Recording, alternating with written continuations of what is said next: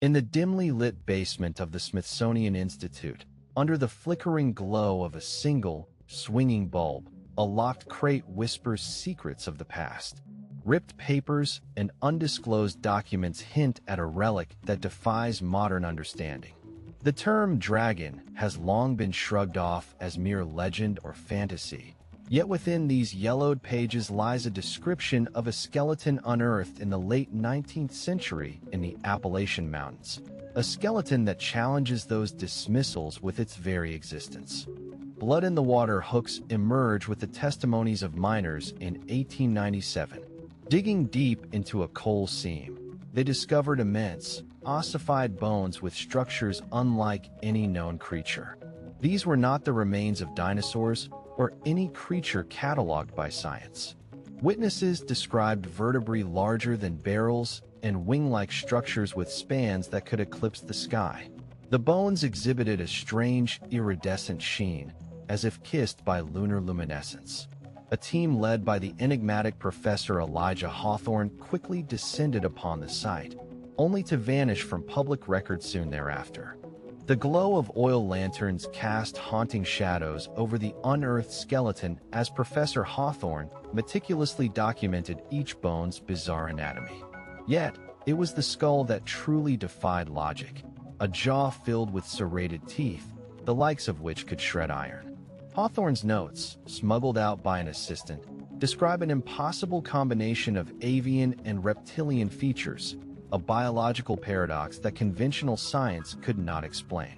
Within a fortnight, agents from a shadowy governmental body seized the findings, citing national security concerns. The skeleton disappeared, engulfed by the cloak of secrecy. The mystery thickens with the discovery of a hidden journal in 1913, buried beneath layers of forgotten artifacts in a defunct museum in New Orleans. The journal, penned by one of Hawthorne's confidants, details a secret expedition and a clandestine burial site deep within the mountains. The pages are filled with sketches of colossal vertebrae, notes on the peculiar iridescence of the bones, and the inexplicable magnetism they emitted. The journal also mentions peculiar atmospheric phenomena surrounding the site, auroras at twilight, and eerily resonant echoes that reverberated through the valleys. While official channels dismissed these accounts as folklore, the academic gatekeepers of the era, the American Society for the Advancement of Science, play the role of antagonists. They zealously suppress any mention of such anomalies, ensuring the narrative remains unchallenged. Yet, the whispers persist, as if the mountains themselves grumble with secrets untold. In the heart of the Appalachian wilderness, where mist clings to the earth like a shroud, lies a dormant truth waiting to be unearthed. The air grows thick with anticipation, as if the very land knows of the bones slumbering beneath its surface, guarding the enigma of dragons, or creatures misidentified by an era not ready to grasp their existence. In the heart of New York, a clandestine meeting unfolds in the smoke-filled back room of an unmarked speakeasy. A whispered conversation between two figures, one a disillusioned academic, and the other a collector of forgotten lore. The academic slides a brittle piece of parchment across the table, a fragment of a map leading to a hidden chamber in the Appalachian Mountains. Rumors speak of the lair of the Leviathan, a cavern said to house the remnants of creatures too fantastical to exist. This map, drawn by Professor Hawthorne himself, could be the key to unraveling a conspiracy that has long been buried. The story leaps to 1908, where an unexpected earthquake rattles the small town of Hazard, Kentucky. Amidst the chaos, a landslide reveals a hidden cave entrance previously swallowed by the earth. Local legend speaks of the Thunderbird's Roost, believed to be the nesting ground of mythical beasts. Exploring the newly exposed cavern, townsfolk discover massive claw marks etched into the stone, as if titanic talons had once gripped the walls. Alongside, fragments of bone reveal a bizarre lattice structure, suggesting a creature with extraordinary strength yet an impossibly lightweight frame. Deep within the cave, a chilling discovery is made. A fossilized egg, larger than a man, its shell marbled with colors unseen in nature. The egg emits a faint hum, an inexplicable frequency that unsettles those who dare to approach. This phenomenon defies the known laws of physics, suggesting a resonance with forces beyond the earthly realm. As word spreads, the U.S. Geological Survey arrives under the guise of seismic research, swiftly cordoning off the area. Yet, what they find is not disclosed. Their reports, heavily redacted, only fuel the fires of speculation and shadowy government interests. The scene shifts to an enigmatic figure, Dr. Lillian Mercer, a paleontologist ostracized by her peers for her unorthodox theories. In 1917, she published a controversial paper suggesting that these so-called dragon skeletons might actually be remnants of a lost epoch when Earth's atmosphere was denser, allowing gigantic winged creatures to thrive. Her theory, grounded in forbidden paleoclimatology, posits that these creatures might not be mythical but survivors of an ancient cataclysm. Her research is systematically discredited by academic elites, yet her findings have a haunting resonance with those who have glimpsed the bones.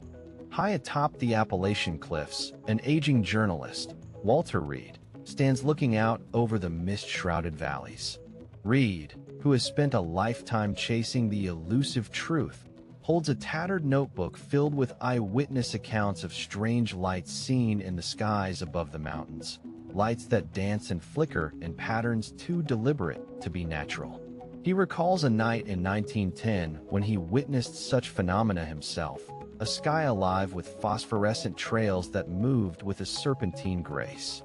The air was electric, vibrating with a low hum that seemed to emanate from the very stones beneath his feet. Reed knows the truth is out there, merely waiting for those daring enough to uncover it. Beneath the Gothic arches of a forgotten library in Baltimore lies a vault of forbidden knowledge. The scent of ancient leather and ink hangs heavy in the air as a lone researcher, Agnes Worthington, unlocks a dusty tome with trembling hands. The Chronicles of the Sky Beasts, it reads. This rare manuscript, penned by a reclusive 17th-century naturalist, details encounters with creatures possessing both scales and feathers, found in remote mountain passes. The creatures were said to breathe fire, a trait dismissed as legend by modern scholars. Yet, the technical descriptions within the text are disturbingly precise, suggesting not myth, but misinterpretation of natural phenomena. In 1912, a catastrophic fire razes a section of the Appalachians, leaving behind charred earth and ash. Local farmers, sifting through the ruins, uncover peculiar artifacts, scales as hard as steel, shimmering with an otherworldly iridescence. These scales, impossibly lightweight, seem to resist the heat that consumed everything else. A local blacksmith, attempting to forge a plowshare, finds his tools bending under the strange material's resilience. The phenomenon is reported in hushed tones, yet swiftly dismissed by authorities as mere folklore. The scales vanish into private collections, their secrets locked away by those unwilling to confront the impossible. The scene shifts to a remote monastery in the Smoky Mountains, where monks guard an ancient relic, a tapestry woven with fibers unknown to modern science. The tapestry depicts a vivid battle between knights and draconic beasts, the creatures' eyes ablaze with unnatural light. The monks, sworn to secrecy, describe a legend passed down through generations. In the time of shadows, the beasts of the sky descended, their breath aflame, until the earth swallowed them whole. The intricate details of the beast's anatomy, captured with uncanny realism, challenge the notion of mere artistic fancy. Meanwhile, in a secluded laboratory nestled in the Blue Ridge Mountains, a maverick inventor named Horace LaRue conducts experiments with electromagnetic fields. LaRue has long been fascinated by reports of dragon sightings and believes they may be linked to anomalies in the Earth's magnetic resonance. One night, as LaRue adjusts his apparatus, an unexpected surge fills the air with a low-frequency hum, and a vision materializes, a ghostly outline of a titanic winged form, shimmering like a mirage. The vision lingers only moments, yet it confirms LaRue's theory. The creatures might exist in a parallel dimension, their appearances mere glimpses through the veil. The final scene brings us to an abandoned train depot in the foothills, where a secret society known as the Keepers of the Lost convenes. Members gather in the shadows, exchanging tales and artifacts linked to the dragon enigma. A whispered conversation reveals a plan to unearth the lair of the Leviathan, driven by a map secured from a forgotten vault. As the meeting unfolds, the walls seem to pulse with an ancient energy, and the air grows thick with anticipation. The society knows they tread a dangerous path, confronting not only the mysteries of the past, but the institutional powers eager to keep such truths buried. In the oppressive stillness of a pre-dawn forest, a group of determined explorers led by Agnes Worthington set out to uncover the mysteries hinted at in Hawthorne's map. The forest is alive with a symphony of unseen creatures, and the path is obscured by a thick canopy that conceals the sky.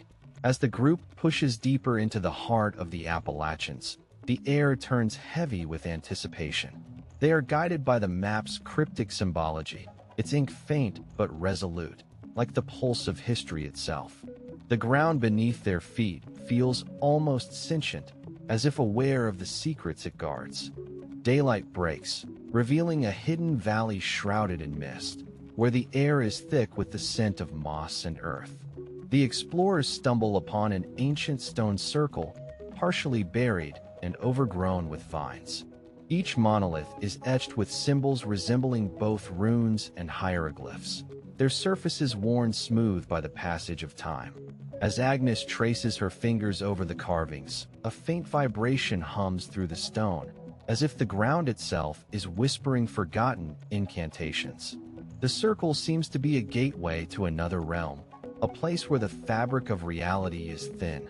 The atmosphere grows charged with an invisible force as the explorers uncover the entrance to a concealed cave hidden behind a waterfall.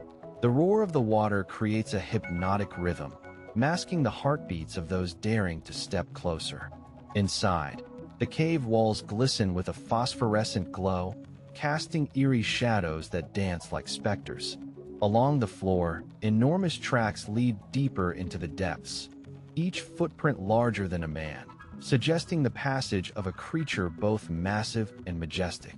The explorers, though apprehensive, are driven by an insatiable thirst for truth, stepping into the depths with a mixture of awe and trepidation. As the explorers venture deeper, they enter a vast chamber where the air feels thick with history. Here, amongst the shadows, rests the colossal skeleton of a creature beyond imagination. Its ribcage arches like the vaulted ceiling of a cathedral, and its skull bears a regal crest, reminiscent of both eagle and reptile. The bones emit a faint luminescence, as if imbued with an eternal energy. Agnes kneels beside the skeleton, her hand trembling as it hovers over the ancient remains. This is the relic of a bygone era, a testament to myths that refuse to die. The chamber reverberates with an unspoken hymn, a song of a world that once was. Beyond the skeleton, the explorers find a mural painted with pigments unknown to modern science, depicting a scene of dragons soaring against a backdrop of volcanic fury. The mural tells a tale of harmony between man and beast, a lost epoch when such creatures roamed freely. But as Agnes gazes upon the artwork, an unsettling realization grips her. The dragons depicted are not merely beasts of legend, but sentinels of an ancient wisdom, guardians of secrets that humanity has long forgotten. The explorers know they stand on the precipice of rewriting history, their discovery a beacon calling forth those brave enough to challenge the status quo. Yet even as they marvel, the oppressive weight of institutional denial looms large, eager to quash the light of truth before it can shine. As twilight descends over the Appalachian Mountains, the explorers retrace their steps to a camp set amidst ancient pines. The air is alive with the crackling of their campfire, a beacon against the encroaching darkness. Each member of the group is lost in thought, contemplating the magnitude of their discovery. Agnes, holding the map that has led them to this revelation, knows they have unearthed something that will challenge the very foundations of history. Yet, even in their isolated refuge, shadows of doubt and fear creep in. Will the world accept this truth, or will it be buried once more under the weight of disbelief and denial? In the heart of Washington, D.C., a clandestine meeting convenes under the guise of a routine scientific congress. Men in tailored suits and women with sharp eyes gather around a long oak table. The agenda is clear. The recent findings in the Appalachians threaten to disrupt accepted paradigms. The chairs of various scientific institutions, acting as gatekeepers, deliberate on how to address these anomalies. A decision is made to deploy experts to the site under the pretense of investigation, while their true intent is to control and contain the narrative. The room hums with the gravity of their resolve, a calculated effort to maintain the established order. Back in the Appalachian wilderness, the explorers begin their descent from the mountain, their path lit by the first rays of dawn. As they navigate the rocky terrain, a sudden landslide thunders down from above, narrowly missing them. The ground trembles with an ominous energy, as if the mountains themselves are conspiring to keep their secrets hidden. Agnes senses the weight of unseen eyes upon them, an ancient presence that both guards and resents their intrusion. Despite the danger, the group presses onward, driven by the conviction that the truth must be shared, no matter the cost. In a small, candlelit chamber within a weathered Appalachian cabin, Agnes and her team gather to document their findings. Sketches and notes cover every surface, capturing the essence of their discovery. The room buzzes with an urgency, a race against time to preserve the knowledge before it can be silenced. Agnes pens a letter to an ally in the scientific community, a trusted confidant who shares her passion for unearthing the truth. Her words are fierce and fervent, echoing the fire within her. "We have found the guardians of the forgotten world, and they demand to be heard." She seals the letter, knowing it carries the weight of history within its folds. As the flames of the campfire flicker out, the explorers find themselves enveloped by the vast, star-speckled sky. The silence is profound, broken only by the distant call of a night bird and the rustle of leaves in the wind. Agnes stands apart, her gaze fixed on the horizon where the mountains loom like silent sentinels. She feels a profound connection to the land, a kinship with the ancient creatures whose bones lie beneath the earth. The journey has changed her, igniting a resolve to fight against the forces that wish to suppress the truth. The mountains hold their breath as if sensing the dawn of a new era, one where the myths of dragons might finally find their place in the annals of history. In the shadowy corridors of an opulent mansion on the outskirts of Boston, a secret meeting takes place. The austere room is adorned with relics from across the globe, a testament to the wealth and influence of its owner, Lord Byron Ashcombe, an enigmatic collector with a vested interest in the arcane. He peruses the recent correspondence from Agnes Worthington, his fingers tracing the lines with a practiced eye. Agnes's findings in the Appalachians pique his curiosity, igniting a spark of opportunity. Ashcombe knows well the power of knowledge, and he sees potential in these revelations to bolster his own standing within the elite circles of academia and power. In a dimly lit cellar beneath a bustling Manhattan street, members of the Keepers of the Lost convene once more. The air is thick with anticipation as Agnes presents her findings, her voice steady despite the tremors of excitement coursing through her. The society members listen intently, their faces illuminated by the flickering candlelight. They sense the weight of history in her words, the promise of a revolution in understanding that could change everything. The room crackles with energy as plans are laid to disseminate the discovery wider, to those who would understand and appreciate the magnitude of the truth. Meanwhile, at a remote outpost in the Appalachian wilderness, government agents quietly set up camp. Their mission, shrouded in mystery, is to investigate and, if necessary, contain the site of Agnes's discovery. The agents move with practiced precision, their eyes scanning the landscape for any sign of trespassers. They are the unseen hand of institutional authority, tasked with preserving the current narrative at all costs. As night falls, the forest around them seems to close in, ancient trees standing as silent witnesses to the unfolding human drama. The agents are unaware of the deeper forces at play, the timeless guardians watching from the shadows. Back in the Smoky Mountains, Agnes and her core group of explorers make one final pilgrimage to the site of the skeleton. The path is more treacherous now, as if the land itself is resisting their return. They reach the cave, its entrance a dark maw in the earth, inviting yet foreboding. Inside, the cavern remains unchanged, the colossal skeleton a monument to the mysteries of the past. Agnes kneels once more beside the bones, her heart heavy with a mix of reverence and urgency. She knows the world must see what they have seen, must know the truth of what once was. As dawn breaks over the eastern peaks, the explorers stand at the edge of a cliff, looking out over a world that feels both familiar and alien. The sky is painted with the hues of a new day, symbolizing hope and renewal. Agnes, with the wind in her hair and the sun on her face, resolves to fight for the truth. She feels the pulse of the land beneath her feet, a reminder of the ancient stories etched into its bones. The dragons of old, whether misidentified or mythical, have left their mark on history, and now, it is up to her to ensure their story is told. The mountains resonate with a silent promise, echoing the call for a future where the boundaries between myth and reality blur, allowing the past to breathe life into the present.